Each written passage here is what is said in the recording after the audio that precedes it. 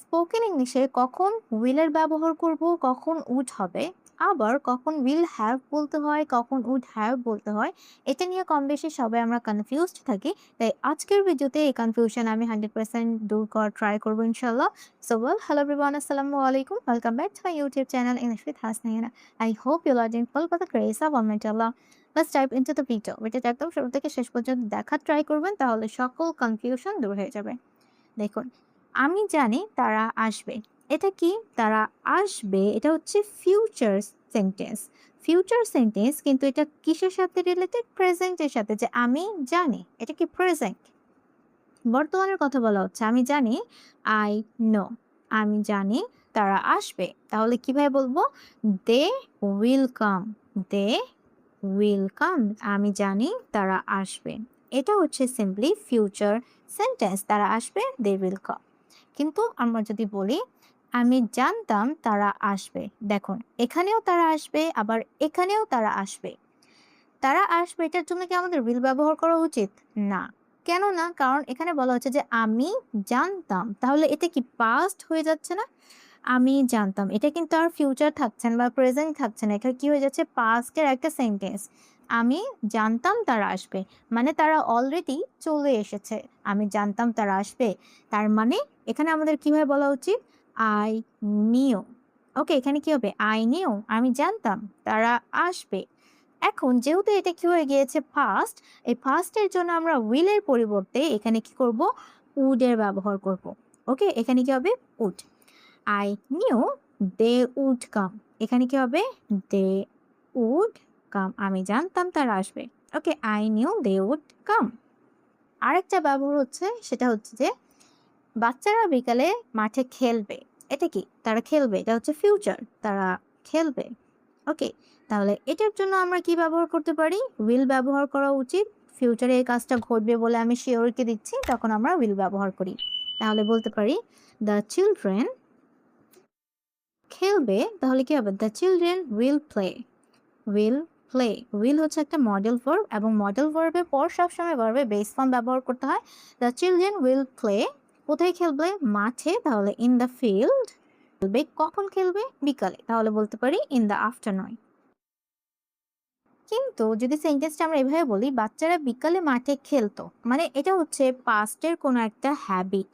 অতীতে এই কাজটা ঘটে থাকতো, কিন্তু বর্তমানে এই কাজটা আর ঘটে না। তাহলে অতীতের অভ্যাসের জন্য সাধারণত আমরা উডের ব্যবহার করে থাকি। অতীতে আমি কোনো কাজ করতাম, কিন্তু বর্তমানে আর করি না, এটার জন্য আমরা উডের ব্যবহার উইলের পরিবর্তে করে থাকি। তখন এই সেন্টেন্সটা কি হয়ে যায়? যেহেতু পাস্ট হ্যাবিট হয়ে যায়, এটার জন্য আমাদের উডের ব্যবহার করতে হয়। বাচ্চারা বিকালে মাঠে খেলতো, আগে খেলতো বাট বর্তমানে আর খেলে না, এটার জন্য উডের ব্যবহার করা উচিত।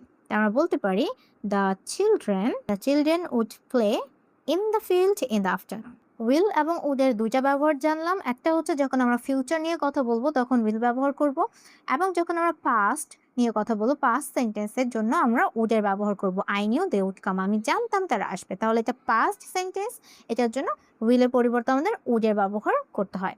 তারপর যে কাজটা আমি শিওরিটি জানি যে হবে, ফিউচারে ঘটে থাকবে, এটার জন্য আমরা উইল ব্যবহার করি, এবং অতীতের অভ্যাসের জন্য সাধারণত আমরা উড ব্যবহার করে থাকি। এটা হচ্ছে উইল এবং উডের বেসিক ব্যবহার। এখন দেখি এই সেন্টেন্সটা কিভাবে বলতে পারি। আমি 7টায় কাজটা শেষ করে ফেলবো। এখানে কি ব্যবহার করা উচিত? দেখেন, আমি 7টায়, এখানে টাইমটা বেশি ইম্পর্টেন্ট। কোনো একটা সময়ের মধ্যে আপনি কাজটা কমপ্লিট করে ফেলবেন বলে আপনি 100% শিওরিটি দিচ্ছেন যে এই কাজটা এই টাইমের মধ্যে আপনি কমপ্লিট করবেন, এই টাইমের মধ্যে এই কাজটা হয়ে যাওয়ার কথা। এই ধরনের সেন্টেন্সেসগুলোকে সাধারণত আমরা ফিউচার পারফেক্ট টেন্সে বলে থাকি। তাহলে I will have. Okay, I will have finished ভার্বের ফার্স্ট পার্টিসিপলের ফর্মটা হবে I will have finished the work 7টায়, তাহলে বাই 7। এখানে কি বলা উচিত আমাকে? বাই 7 PM, কিন্তু সেন্টেন্সটা যদি এরকম হয়, আমি 7টায় কাজটা শেষ করে ফেলতাম। এখানে কি আছে? ফেলতাম। কাজটা হয়ে যেত, কিন্তু কোনো কারণে আমি করিনি, কাজটা হয়নি। তাহলে আমরা যদি বুঝাই কোনো কাজ হওয়ার কথা ছিল কিন্তু কোনো কারণে হয়নি, আমার করার কথা ছিল কিন্তু আমি কোনো কারণে করতে পারিনি, এই সমস্ত সেন্টেন্সেসের জন্য সাধারণত আমরা পাস্ট মডেল ভার্ব ব্যবহার করে থাকি I would have। ওকে, একটা পাস্ট মডেল ভার্বের ব্যবহারটা হবে I would have finished the work। I would have finished the work by 7 p.m. আচ্ছা, আরেকটা ব্যবহার শিখি। সে এখন হয়তো বাসায় পৌঁছে গেছে। এটা আমরা কি করছি? এটা আমরা ধারণা করছি যে এখন হয়তো সে বাসায় পৌঁছে গিয়েছে। তাহলে যখন আমরা ধারণা করব, এটার জন্য সাধারণত আমরা will have ব্যবহার করতে পারি। He will have reached home। Okay, he will have reached home by now। By now মানে হচ্ছে এখন। ওকে, এই সেন্টেন্সটাকে আমরা এভাবেও বলতে পারি he may have reached home by now. আচ্ছা, কিন্তু সেন্টেন্স যদি এরকম হয়, সে এখন পর্যন্ত বাসে পৌঁছে যেত, এখানে কি আছে? যেত, কাজটা হতো, বাট অতীতে এই কাজটা এভাবে ঘটনাটা ঘটতে পারতো, বাট অ্যাকচুয়ালিতে আসলে কিছু কোনো একটা কারণে এরকমটা হয়নি। এটার জন্য আমাদের উড হ্যাভ এর ব্যবহার করতে হয়। ওকে, হি would have he would have reached home by now। Well, কিছু কারণে হয়নি, এটা আমি আপনাদের বোঝানোর জন্য লিখেছি। এই দুটো সেন্টেন্সের মধ্যে পার্থক্য কি? পার্থক্য হচ্ছে এখানে আপনি বলছেন যে সে বাসায় পৌঁছে গেছে, বাট এখানে আপনি বলছেন যে সে বাসায় এখনো পৌঁছায়নি। যখন আমরা বলবো he would have reached home by now, তার মানে সে এখন পর্যন্ত বাসায় পৌঁছে যেতে পারতো, বাট সে এখনো যায়নি। ওকে, কিন্তু যদি আমরা বলি he will have reached home by now, সে এখন পর্যন্ত হয়তো বাসায় পৌঁছে গেছে, তার মানে সে এখন বাসায় থাকতে পারে বলে আমরা ধারণা করছি। দুটার ভিতরে কিন্তু অনেক ডিফারেন্সেস আছে। আচ্ছা, আরেকটা উদাহরণ দেই। তুমি পৌঁছানোর আগেই আমি সেখানে পৌঁছে যাব। ওকে, কোনো ঘটনা ঘটার আগেই বা কোনো একটা সময়ের মধ্যেই কোনো একটা কাজ আপনি করে ফেলবেন, কোনো একটা ঘটনা হয়ে যাবে বলে যখন আমরা সিওরিটি দেই, সেটাইকে বোঝানোর জন্য আমরা উইল হ্যাভ এর ব্যবহার করি, যেটা হচ্ছে ফিউচার পারফেক্ট টেন্স, তাই না? আই উইল হ্যাভ রিচড দেয়ার, আমি সেখানে পৌঁছে যাব। তুমি পৌঁছানোর আগে, তাহলে কি হবে? বিফোর। আগে এটার জন্য কি হবে? Before you arrive. তুমি পৌঁছানোর আগে আমি সেখানে পৌঁছে যেতাম। আমি যেতাম, কিন্তু আমি কি করেছি? যাইনি। ওকে, যেতাম। তাহলে এটার জন্য আমাদের ব্যবহার করা উচিত I would have reached there before you arrived. Before you arrived. Before you arrived. দেখেন, এখানে কিন্তু ভার্বের সেকেন্ড ফর্ম ব্যবহার করা হয়েছে, এখানে কিন্তু ভার্বের বেস ফর্মটা ব্যবহার করা হয়েছে। কেন? একটু বিশ্লেষণ করি।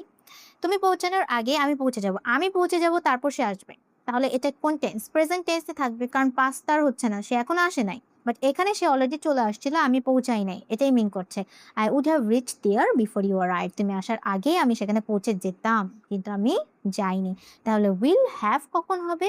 যখন আমরা বলবো যে এই সময়ের মধ্যে, আমি 100% শিওরিটি দিচ্ছি এই টাইমের মধ্যে বা কোনো ঘটনা ঘটার আগেই আমি কোনো একটা কাজ করে ফেলবো, তখন হবে উইল হ্যাভ প্লাস ভার্বের পাস্ট পার্টিসিপেলের ফর্ম। অতীতে আমি এই কাজটা এভাবে করতে পারতাম, ঘটনাটা ঘটতে পারতো, বাট অ্যাকচুয়ালিতে এই কাজটা ঘটেনি, কোনো কারণে আমি করতে পারিনি, করতে পারতাম। এটার জন্য বোঝানোর জন্য আমরা সাধারণত পাস্ট মডেল ভার্ব ব্যবহার করি, উড হ্যাভ প্লাস ভার্বের পাস্ট পার্টিসিপেলের ফর্ম। ওকে, আশা করছি আমি এই চারটা জিনিসের মধ্যে ডিফারেন্সেসটা আপনাদের বোঝাতে পেরেছি। ভিডিওটা কেমন লেগেছে অবশ্যই আমাকে কমেন্ট করে জানাবেন। সবাই ভালো থাকবেন। আল্লাহ হাফেজ।